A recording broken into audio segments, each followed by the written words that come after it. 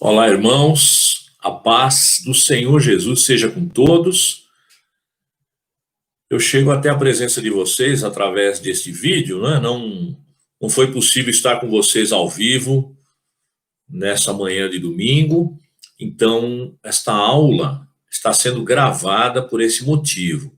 E hoje, irmãos, dando sequência ao nosso curso da Escola Bíblica Dominical de Eclesiologia, conteúdo esse extraído do livro Avante Soldados de Cristo, da editora Cultura Cristã, temos a nossa aula número 10 do curso e a parte 1 do assunto As Marcas da Verdadeira Igreja.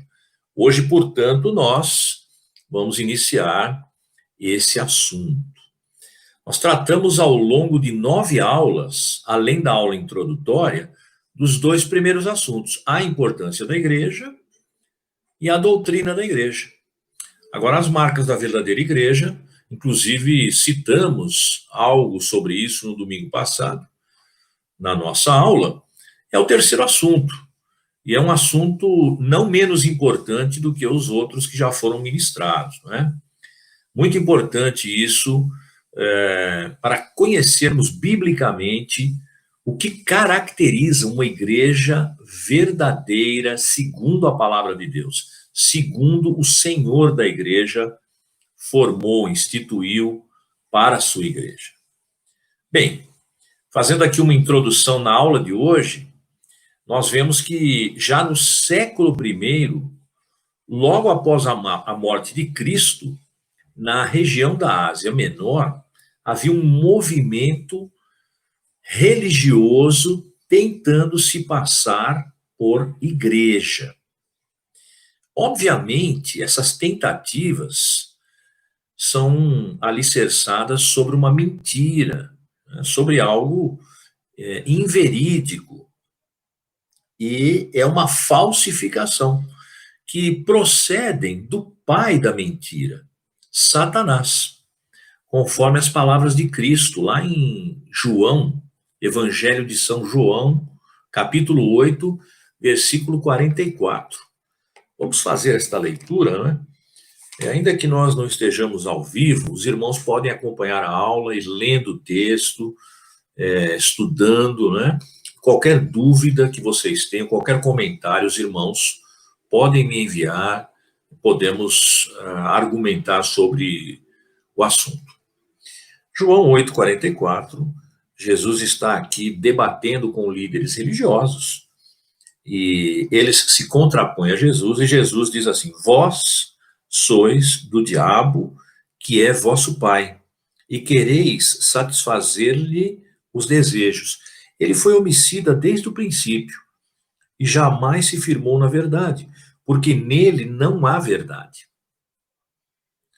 Quando ele profere mentira, fala do que lhe é próprio, porque é mentiroso e pai da mentira.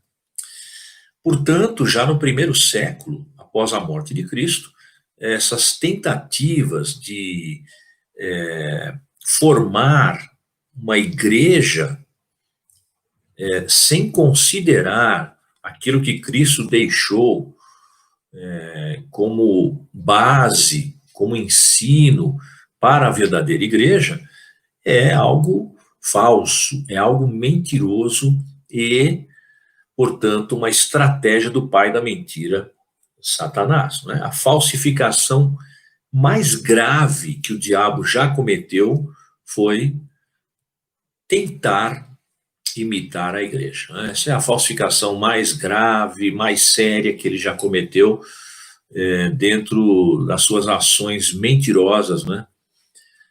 Ao longo da história. Em Apocalipse, irmãos, capítulo 2, versículo 9 e capítulo 3, versículo 9, o primeiro texto está dentro da carta escrita à igreja de Esmirna e o segundo texto está na carta destinada à igreja de Filadélfia, não é? Nessas duas cartas, nesses 2 versículos, Jesus alerta através do anjo que deu aquela visão a João, a falsa igreja que tentaria se misturar, né, tentaria se incorporar à verdadeira igreja de Cristo. E nesses dois textos nós vamos ler a frase usada aqui para citar essas falsas igrejas é sinagoga de Satanás. Vamos aqui em Apocalipse, capítulo 2, versículo 9. Então, primeiro, carta à igreja de Esmirna. Conheço a tua tribulação, a tua pobreza, mas tu és rico. E a blasfêmia dos que a si mesmo se declaram judeus e não são, sendo antes sinagoga de Satanás. Ou seja, dentro daquela comunidade, não é, que estava pregando a palavra de Deus, não é, que estava ali lutando em tribulação, dentro desta comunidade haviam falsos crentes, tá? Que se declaravam crentes, algo da boca para fora, mas de fato o coração não havia se convertido, as práticas não condiziam com a fé cristã. Eles são chamados de sinagoga de Satanás. Na carta à igreja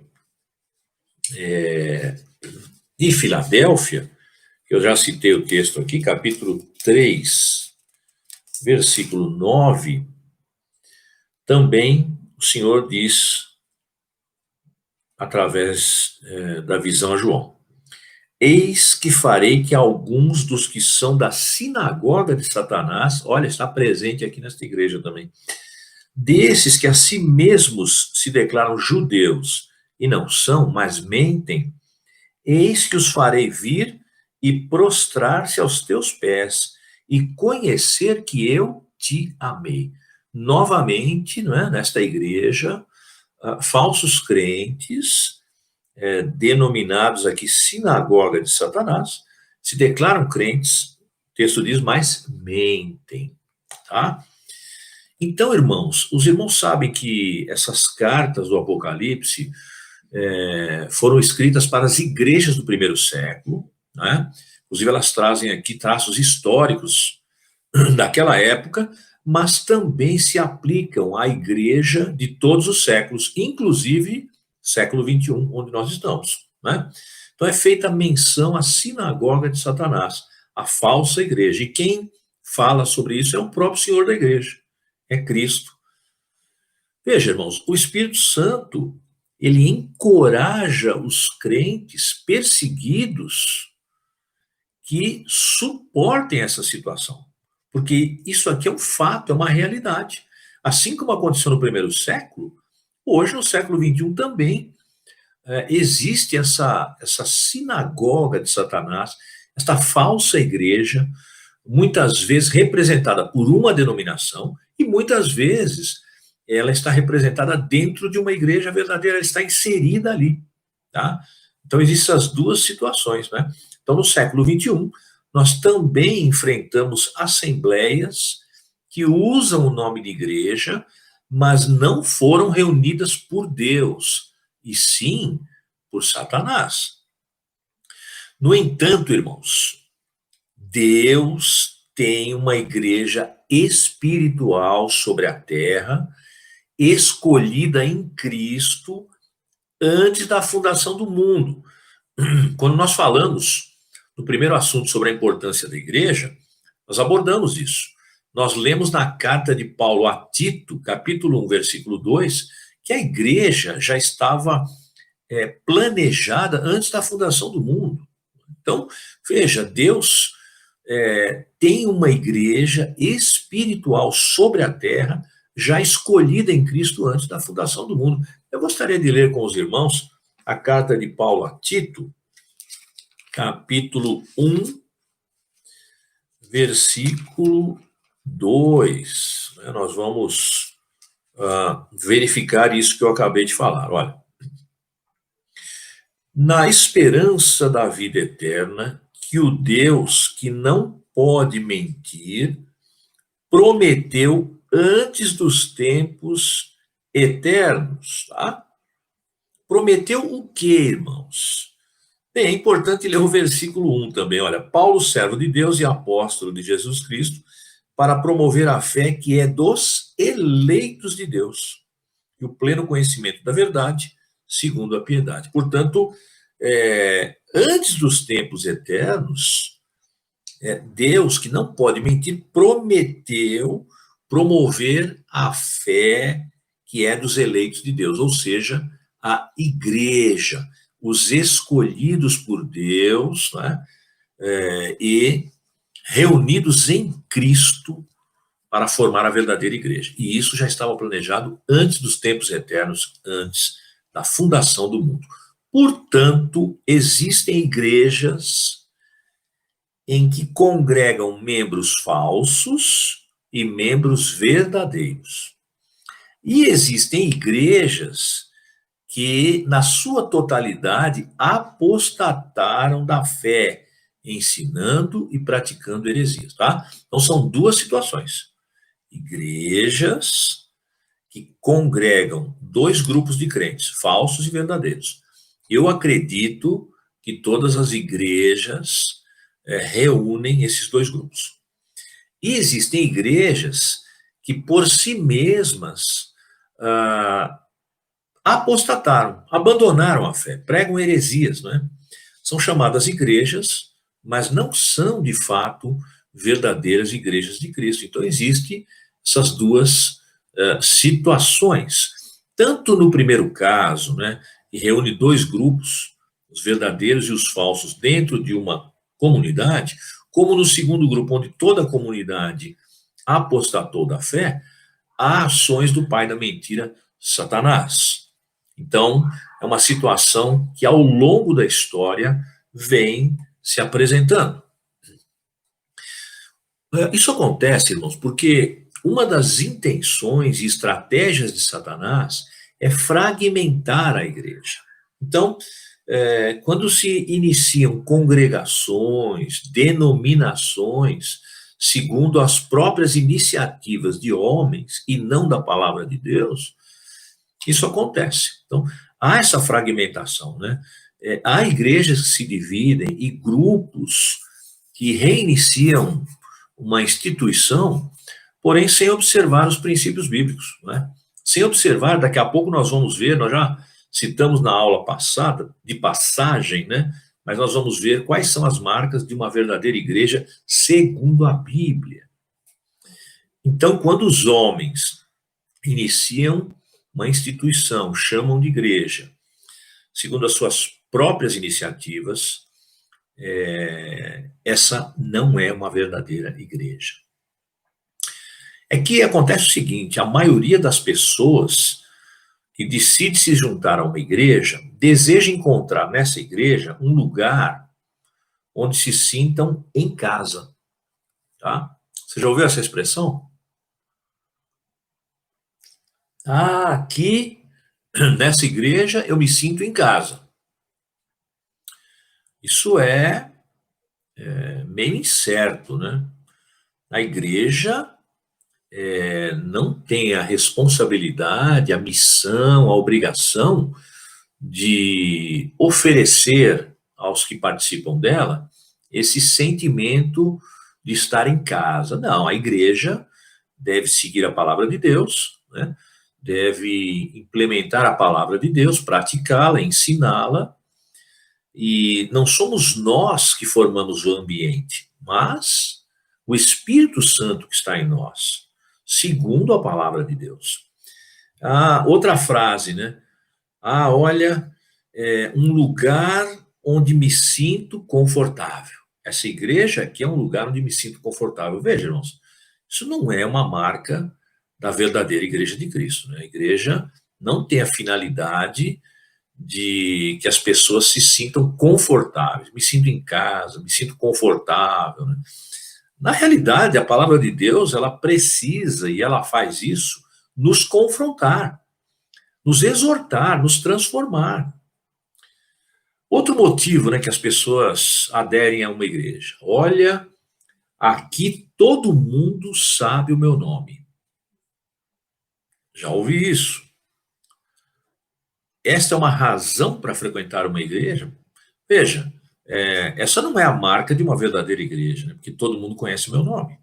Ou ainda, minha igreja começou em 1830, tá? Bom, se ela começou em 1830, em 1995, em 2001, isso não é a marca de uma verdadeira igreja, ela ser antiga, né? Uma instituição antiga ou nova, porque de fato, irmãos, as marcas, as características de uma igreja, antes que o nome igreja fosse usado, já estão no livro do Gênesis. Então, a questão de uma instituição, uma denominação, ter iniciado num ano qualquer, isso não representa marca de uma verdadeira igreja. Então, as pessoas elas têm essa sensação, olha, a minha igreja é muito antiga, né? Então ela é verdadeira. Não, nós vamos ver o que é uma igreja verdadeira, né? Porque, vejam, desde a queda do homem, já ali com Adão, com Eva, Deus anunciou o evangelho já a esse casal. Ali Deus já pregou para eles as boas novas de salvação. Nós lemos esse texto na aula passada, perdão, Gênesis 3,15, quando Deus profeticamente diz, né, que a semente da mulher, ou seja, o Cristo e os seus seguidores, esmagaria a semente da serpente, Satanás. Cristo esmagaria Satanás. Os seguidores de Cristo, como igreja, jamais deixariam de existir. Haveria uma contraposição, uma inimizade, né? Então, veja ali as palavras sobre uma verdadeira igreja já estavam sendo dadas pelo próprio Deus a Adão e a Eva. E ali se inicia, né, um povo que mais tarde seria resgatado por Cristo. Todo o Antigo Testamento vai trabalhar isso. E depois de resgatado por Cristo, capacitado pelo Espírito Santo. Então aí, a igreja de Cristo. Cristo deu a esse povo uma estrutura. É Cristo que deu. Ali em Efésios, capítulo 4, versículo 4, você vê isso. Nomeando apóstolos e oficiais e estabelecendo uma disciplina. Tá? Também citamos algo na aula passada. Aliás, os 3 assuntos, a importância da igreja, a doutrina da igreja, as marcas da verdadeira igreja, de uma verdadeira igreja, são assuntos que estão interligados, né? E nós temos procurado ao longo do curso, irmãos, trazer textos bíblicos que apoiem, né? Que formatem aquilo que estamos dizendo. Então, quando uma assembleia perde as marcas da verdadeira igreja dadas por Cristo, através da Bíblia, dizemos que ela apostatou. O que é apostatar? É abandonar a fé. Tá? É seguir iniciativas, conselhos humanos. Tá? Então, quando uma igreja abandona os ensinos de Cristo dados na Bíblia, ela apostatou da fé. Muitos procuram satisfazer suas necessidades pessoais e ingressam em instituições assim. Instituições, irmãos, que estão enfermas, estão doentias, que deixaram a unidade do Espírito Santo no vínculo da paz. Deixaram. A unidade do Espírito no vínculo da paz é característica da Igreja de Cristo. Olha, eu vou ler para vocês aqui em Efésios, capítulo 4, no versículo 3, carta de Paulo aos Efésios, capítulo 4, versículo 3. Paulo está dizendo aqui, irmãos, olha, rogo-vos no versículo 1, né? Que no versículo 3 ele diz: esforçando-vos diligentemente por preservar, igreja, esforçando-vos diligentemente com zelo por preservar a unidade do Espírito. O que é a unidade do Espírito? É o Espírito Santo que nos ensina, que nos faz lembrar, que nos consola na palavra de Deus, nos faz pensar, nos faz lembrar, nos faz ensinar, praticar, manter a unidade, manter o mesmo pensamento, né? No vínculo da paz, né? Isso está ligado no vínculo da paz. Há uma ligação de paz, há uma unidade de paz promovida pelo Espírito Santo, tá? Então, essas instituições estão enfermas porque deixaram essa unidade. Quando você deixa a palavra de Deus, você quebra, você sai da unidade que está formada entre os crentes no vínculo da paz, né? Que é ligada, que é promovida pelo Espírito Santo. Então, somente as Escrituras, irmãos, apresentam as manifestações falsas e verdadeiras da igreja na terra.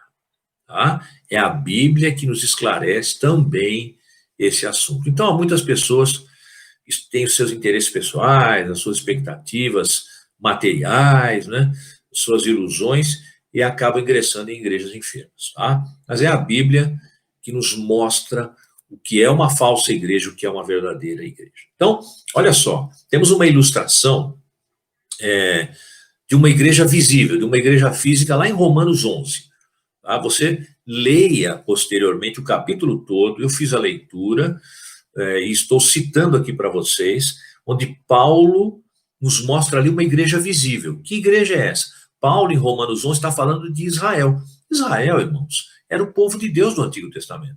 Era uma igreja visível, era uma nação que tinha a missão de anunciar a palavra de Deus ao mundo, de preparar a chegada de Cristo, de permanecer na lei, na palavra de Deus. Então, era a igreja visível. Israel, a nação do Antigo Testamento, a igreja do Antigo Testamento, né?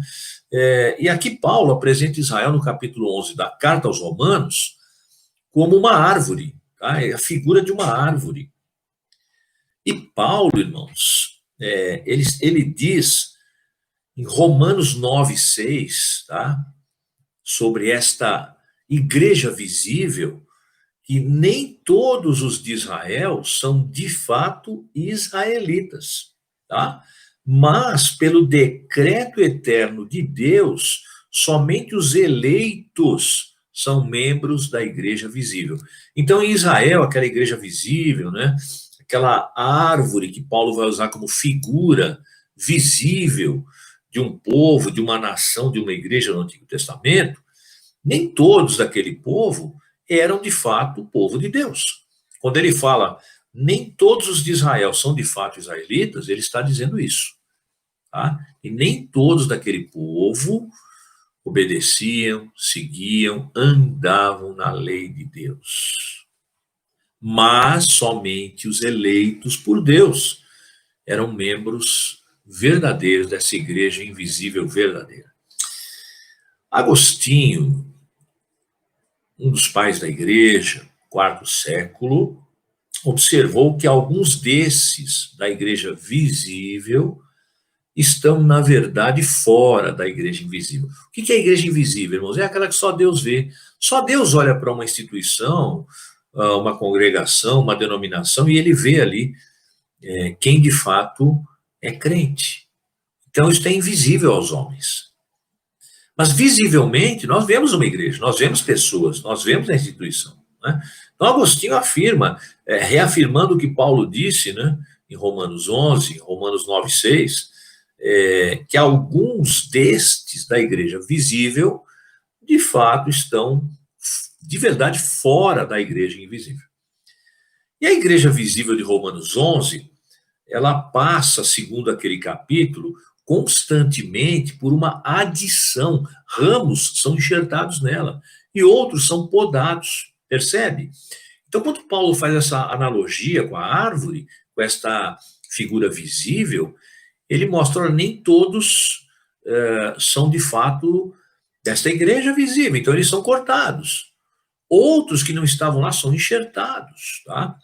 E Paulo, quando está escrevendo para os romanos sobre isso, ele fala, tenham cuidado, porque se Deus cortou os ramos originais, ou seja, os israelitas,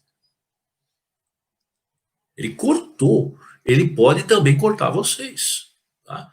Mas agradeçam a Deus, né? Adorem a Deus porque ele enxertou vocês nessa árvore. Vocês que não eram ramo original da árvore, né? Tá? Os irmãos estão entendendo? Então, tem a igreja visível, mas nela Paulo está ensinando em Romanos 11, Agostinho fala sobre isso, que nem todos daquela igreja visível são de fato israelitas, são de fato crentes. Tá? É uma árvore que vai sendo podada e ramos vão sendo enxertados. Jesus se diz também a videira verdadeira em João 15, né? E todo ramo em mim, ou seja, enxertado nele, aí nasce a igreja, né? Que não dá fruto é cortado. Mas aquele que dá fruto é limpo para que dê mais fruto. Né? E vós sois limpos pela palavra que eu vos tenho falado, disse Jesus. Então, esse processo, irmãos, de corte, de poda, de enxerto, de adição, nada mais é do que Deus cuidando da igreja. Irmãos, e é preciso estar enxertado nessa árvore, tá? Que tem raízes no tempo, olha, no tempo todo e no espaço, tá? Em toda a história da igreja. Amém? A igreja verdadeira, a Bíblia diz qual é e Deus sabe de fato qual é, tá? Na próxima aula, nós vamos detalhar mais isso, nós vamos falar sobre as marcas bíblicas da verdadeira igreja, né? Hoje, esta aula é uma aula introdutória, ela se propõe a isso, a dar um panorama, né, desse terceiro assunto de eclesiologia, mas na próxima aula nós começaremos a detalhar melhor esse assunto, tá? Que Deus abençoe a todos. Agradeço por você estar estudando a Bíblia comigo. Nós somos Igreja do Senhor e precisamos, irmãos, compreender a igreja, viver a igreja e adorar a Deus, agradecer a Ele por termos sido escolhidos para fazer parte do corpo de Cristo. Deus te abençoe. Até a próxima semana e bons estudos a todos.